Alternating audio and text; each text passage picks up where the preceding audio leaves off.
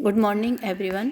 बच्चों, आज हम बीए पार्ट द्वितीय में अमेरिकी संविधान के अंतर्गत अमेरिका के कांग्रेस की शक्तियां और कार्यों को देखेंगे।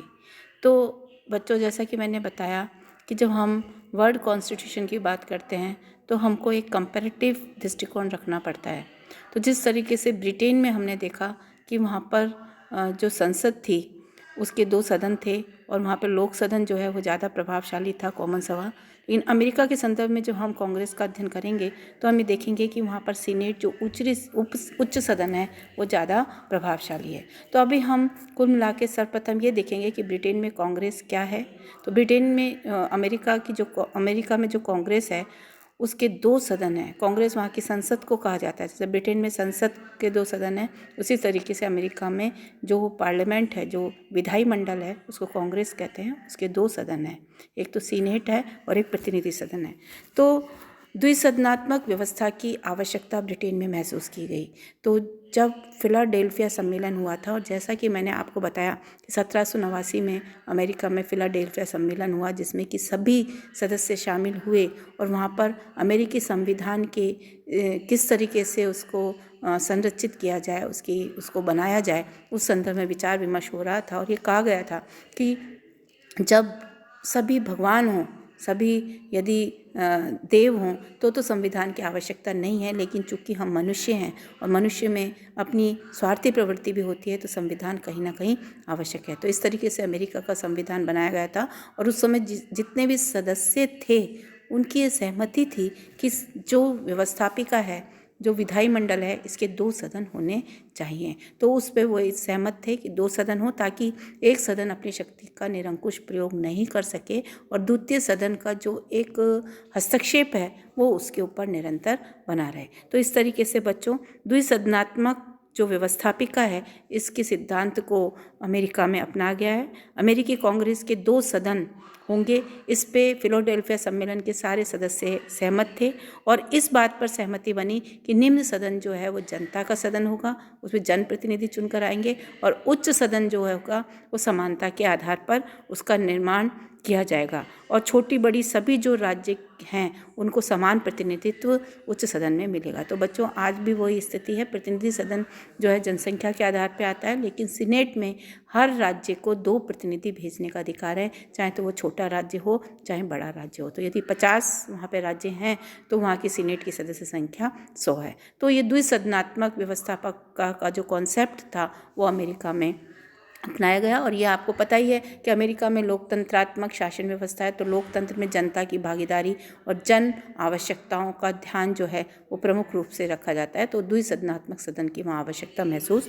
की गई। तो वहाँ की जो कांग्रेस है, इसको जो हम देखते तो कांग्रेस वहाँ की व्यवस्थापिका है, जैसा कि मैंने आपको बताया। तो अभी हम संक्षिप्त रूप में कांग्रेस की शक्तियाँ देख लेते हैं। तो बच्चों, ये जो कांग्रेस की शक्तियाँ हैं वो किसी न किसी रूप में सीनेट की शक्तियाँ हैं या प्रतिनिधि सदन की शक्तियाँ हैं। उसको हमने कंबाइंड रूप में कांग्रेस की शक्तियों का नाम दे दिया है। संविधान के प्रथम अनुच्छेद में कहा गया है कि इसके अंतर्गत प्रदान की गई समस्त विधायी शक्तियों का जो प्रयोग है वो अमेरिका की कांग्रेस करेगी। लेकिन व्यवहार में कांग्रेस न केवल विधायी शक्तियों का प्रयोग करती है बल्कि प्रशासनिक और न्यायिक शक्तियों का प्रयोग भी कांग्रेस के द्वारा किया जाता है। तो कांग्रेस बहुत ही पावरफुल है। तो कांग्रेस की संक्षिप्त रूप में हम शक्तियां और कार्य देखते हैं। तो पहली शक्ति है कानून निर्माण की शक्ति। कांग्रेस की कानून निर्माण की शक्ति जो है वो बहुत ही विस्तृत है। अनुच्छेद 1 के 8वें उपभाग में अमेरिका के कांग्रेस की कानून निर्माण की शक्ति का विवेचन जो है वो किया गया है। कांग्रेस का सब प्रमुख जो कार्य है वो है कानून का निर्माण करना, क्योंकि आपको पता है कि सरकार के 3 अंगों में कार्यपालिका, व्यवस्थापिका और न्यायपालिका।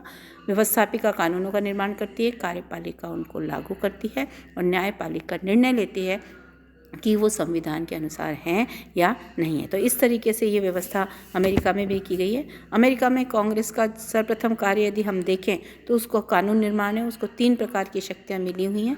पहली शक्तियाँ प्रदत्त शक्तियाँ हैं, दूसरी अंतर्निहित शक्तियाँ हैं और तीसरी जो शक्ति है वो समवर्ती शक्ति है।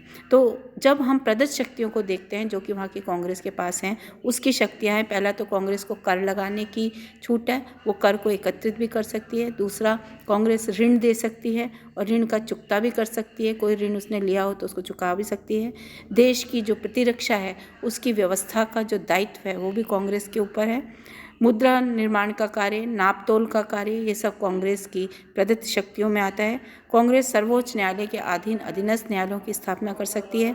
जल सेना और थल सेना के हेतु जो भी कानून हैं ये कांग्रेस के द्वारा बनाए जा सकते हैं। दूसरी शक्तियां बच्चों आती है अंतर्निहित शक्तियां। अंतर्निहित शक्तियां जो कि निहित हैं, इन शक्तियों के संदर्भ में देखें तो कांग्रेस को बैंक और कॉरपोरेशन बनाने की शक्ति है, कृषि की व्यवस्था करने की शक्ति है, उससे संबंधित जो भी एडवांस टेक्निक है वो लाने की शक्ति है, उस पर नियंत्रण रखने की शक्ति है। सैन्य अकादमी स्थापित कर सकती है जिससे कि अच्छे सैनिक जो हैं वो वहाँ पर बने। बिजली उत्पन्न करती है, बिजली को वो बेच भी सकती है। सड़क, स्कूल, शिक्षा, इसकी व्यवस्था अंतर्निहित शक्तियों में करती है। समवर्ती शक्ति में अमेरिका की कांग्रेस की 2 प्रकार की शक्तियाँ हैं। पहली शक्ति, इन शक्तियों का प्रयोग राज्य और केंद्र दोनों ही कर सकते हैं, इन विषयों पर कानून बना सकते हैं।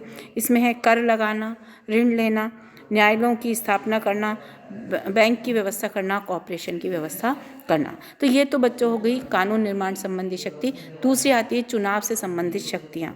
राष्ट्रपति के चुनाव में जो मतगणना होती है, चूँकि मैंने आपको बताया कि राष्ट्रपति जो है निर्वाचक मंडल के माध्यम से अमेरिका में चुना जाता है, तो जो निर्वाचक मंडल वोट देता है उसकी जो मतगणना होती है वो कांग्रेस के दोनों सदनों के समक्ष होती है। राष्ट्रपति पद के चुनाव में यदि किसी प्रत्याशी को मत नहीं मिलता है, पूर्ण बहुमत नहीं मिलता है, तो प्रतिनिधि सदन को अधिकार प्राप्त है कि वो राष्ट्रपति के संदर्भ में जो प्रथम 3 उम्मीदवार हैं उनमें से किसी एक को राष्ट्रपति चुन सकती है। और यदि उपराष्ट्रपति को बहुमत नहीं है तो सीनेट को अधिकार है कि वो प्रथम 2 में से किसी एक को उपराष्ट्रपति चुन सकती है। तो इस तरीके की व्यवस्था की गई है। तो कहीं ना कहीं इसका चुनाव के कार्यों में भी इन्वॉल्वमेंट है। तो चुनावी शक्ति जो है वो भी इसको दी गई है। इसके बाद हम जब नेक्स्ट इसकी शक्ति की बात करते हैं तो वो आती है कार्यपालिका संबंधी शक्तियाँ।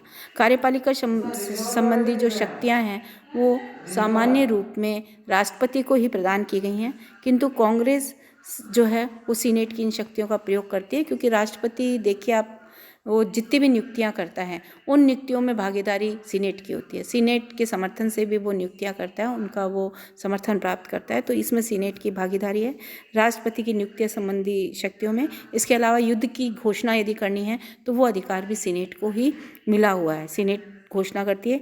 राष्ट्रपति पर कुल मिलाकर हम कह सकते हैं कि सीनेट का नियंत्रण बहुत ही प्रभावपूर्ण होता है और एक दोनों के बीच में एक ट्यूनिंग होती है। राष्ट्रपति और सीनेट एक सौदेबाजी का सिद्धांत जिसे हम बोलते हैं, तो दोनों में एक कॉन्ट्रैक्ट होता है कि आप हमारी नियुक्तियां कर दोगे इतनी और हम आपके इतने जो कानून हैं उनको पारित कर देंगे। तो इस तरीके से एक ट्यूनिंग से इन दोनों के बीच में काम करता है। नेक्स्ट जो शक्ति है वह प्रशासन पर नियंत्रण और निर्देशन का कार्य। तो ये सीनेट का या कांग्रेस का प्रमुख कार्य है।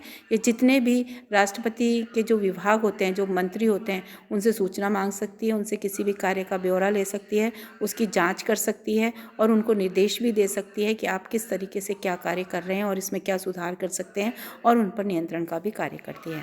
इसके बाद नेक्स्ट है जांच पड़ताल का कार्य करना। तो जांच पड़ताल का जो कार्य है ये बहुत ही प्रमुख कार्य है और ये कार्य किया जाता है कांग्रेस के द्वारा। इसके लिए जांच समितियां बनाई जाती हैं और विभिन्न तथ्यों की, विभिन्न विभागों में क्या कार्य हो रहे हैं, कौन से नियम बनाए गए हैं, उन नियमों में कितनी वास्तविकता है, कितनी उसमें यथार्थता है, उन सब का जो सारा जो उसकी जो तहकीकात है वो जांच समितियों के माध्यम से की जाती है। तो जांच करती है, जांच समितियों का ये कार्य है और वर्तमान में इनकी संख्या दिन पे दिन बढ़ती चली जा रही है, क्योंकि जैसे जैसे कार्यक्षेत्र विस्तृत होता जा रहा है, लोक कल्याण की बात आ रही है, तो जांच समितियों की भूमिका बहुत ही महत्वपूर्ण हो गई है। इसके अलावा नवीन राज्यों का संघ में प्रवेश, नवीन राज्य का संघ में प्रवेश करने का जो कार्य है वो कांग्रेस का कार्य है। कांग्रेस कानून के द्वारा नवीन राज्यों को संघ में प्रवेश देती है।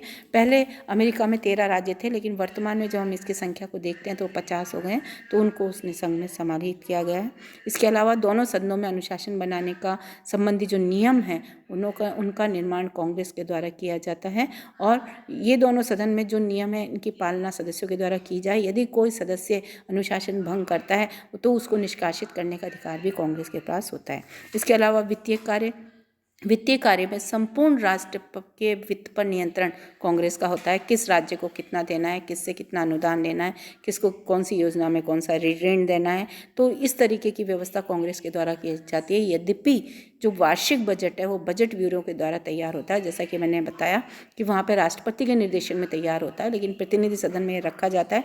दोनों सदन ही इस बजट को बहुमत से पारित करते हैं, तभी ये लागू होता है। और इसमें यदि किसी परिवर्तन की कोई गुंजाइश होती है तो कांग्रेस को अधिकार है कि वो उसके मदों को कम या ज़्यादा कर सकती है, परिवर्तन कर सकती है। इसके अलावा न्यायिक कार्य, संविधान में कांग्रेस को अधिकार दिया गया है कि वो देशद्रोह, भ्रष्टाचार आदि संगीन अपराधों में यदि कोई राष्ट्रपति, उपराष्ट्रपति या नागरिक अधिकारी लिप्त है तो उसके विरुद्ध महाभियोग का प्रस्ताव ला सकती है और उसको पद से हटा भी सकती है। तो बच्चों, आज हमने कुल मिलाकर ये देखा कि कांग्रेस की शक्तियाँ क्या हैं। अब हम नेक्स्ट क्लास में कांग्रेस की जो दोनों सदन हैं, सीनेट और प्रतिनिधि सदन, इनकी शक्तियाँ और संगठन के बारे में चर्चा करेंगे।